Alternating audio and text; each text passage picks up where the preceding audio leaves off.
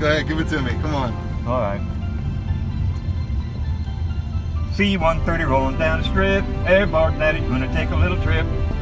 Stand up, hook up, shuffle to the door, jump right out and count to 4. If my chute don't open wide, got another one by my side. If that chute won't open too, step aside, I'm coming through. Sound off. Oh, dude. I love it. Thank you, Paul. No problem. Say hi, Paul. Hi. So how long has it been since you had a pro haircut? About 5 years. Yeah? You've been doing it yourself? Well, yeah.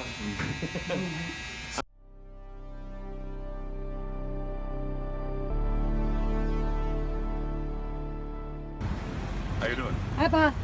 How's it going? Paul, say hello to the FTE family. Hello, family. All right, Paul. So tell us a little about your service. What'd you do in the military? When did you join up? I originally joined in November of 1967. Adjusted dates and everything. I got out for maybe 6 months, 8 months, and went back in. I was a combat medic. When I went back in, I lucked out and became a medic again.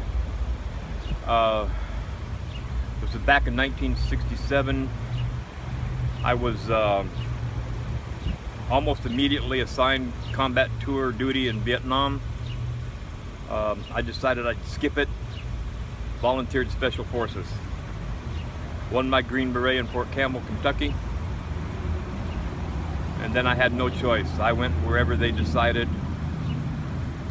None of that be the ones who joined the service crap. 2 combat tours Vietnam, 1 combat tour Grenada. Pretty much, you know.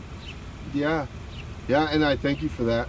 That's a hell of a thing to go through. You know, some people only did 1 tour, and you to go through it twice in Grenada, that's an amazing thing you did. So I appreciate you. So tell us a little. Do you mind telling us a little bit about your experiences in Nam? It's extremely hard to talk about sometimes, but there are a few things that I remember more than anything. First kill. The first person I actually know for sure, I pulled the trigger. That one's hard to live with, but then again, it's the first. Everything after that just came easy. My first combat casualty. Out walking through the rice paddies, we started receiving incoming rounds. Everybody hit the ground. I jumped into a rice paddy. Guy next to me started calling medic. I told him I was there. He grabbed me by the chest.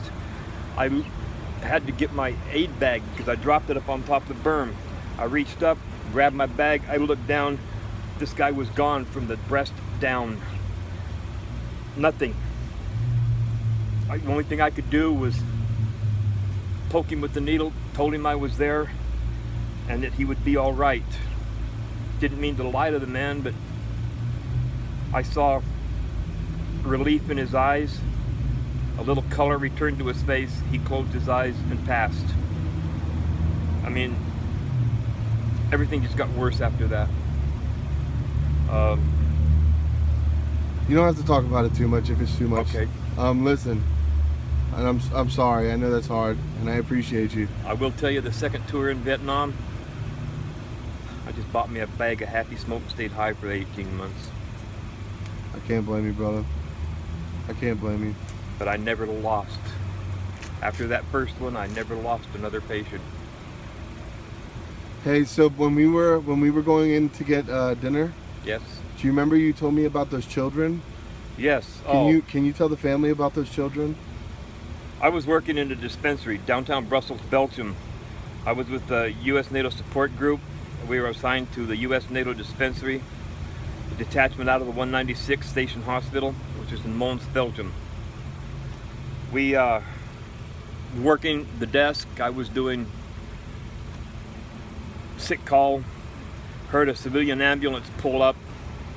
In through the doors walked 2 civilian attendants carrying 2 little bodies. Um, Having been in Vietnam, I know what dead looks like. I ran up, grabbed the first, ran into the emergency room and started working. I don't know how long it took, but I was joined by 2 doctors, 2 nurses, and about 16 other corpsmen. We worked for about an hour and a half. Finally, we put 2 stabilized little bodies into an ambulance and sent them to the hospital. The 196th was about 34 clicks from us.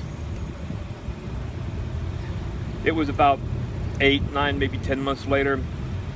Family comes into the dispensary. Again, I'm working sick call. A couple of rowdy little kids, you know, what do you expect? 2, 3-year-olds. Mama bent over and whispered to them and pointed in my direction.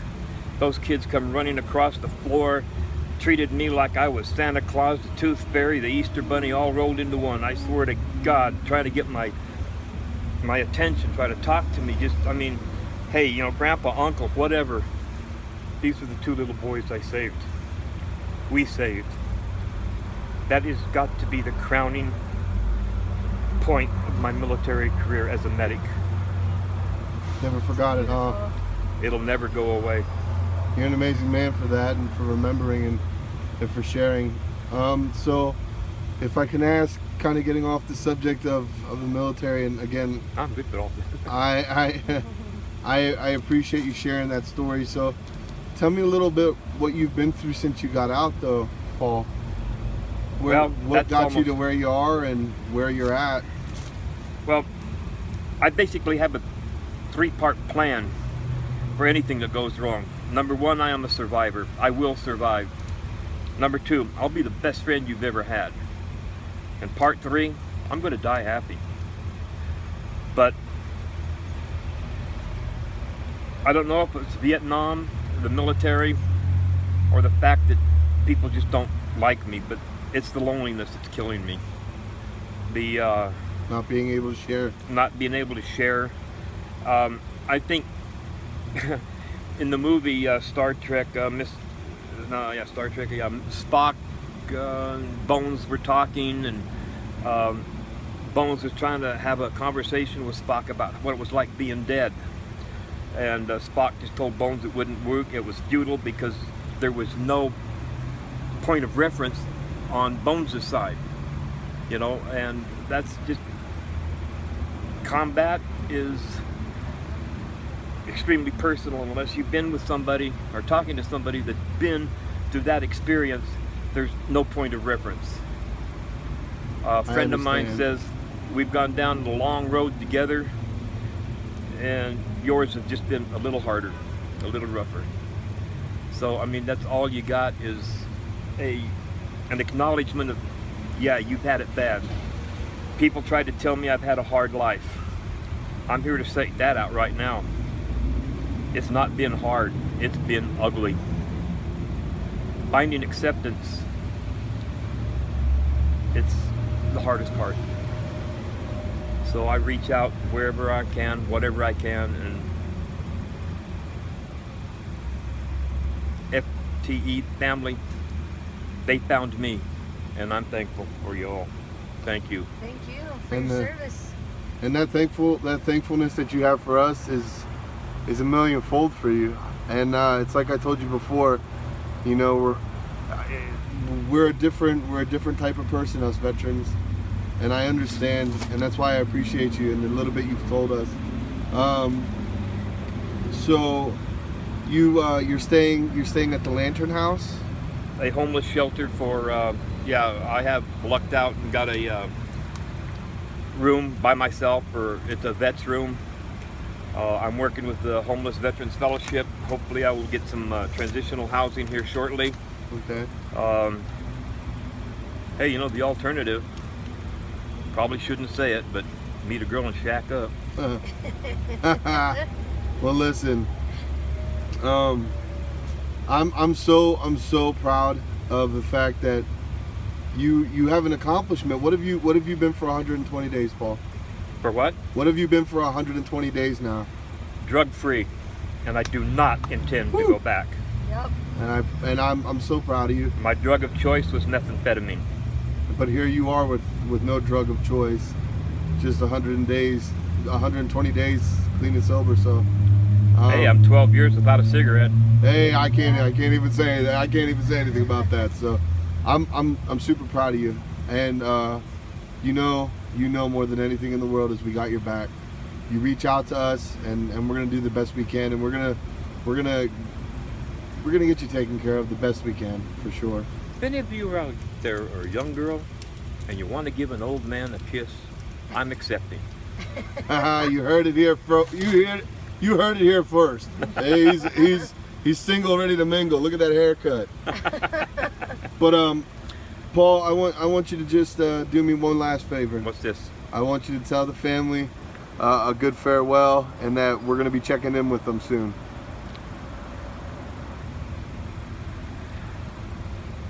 From deep within my heart, I appreciate you people. I'm glad you're here. I'm glad we found each other. If I can do anything for you, you let me know.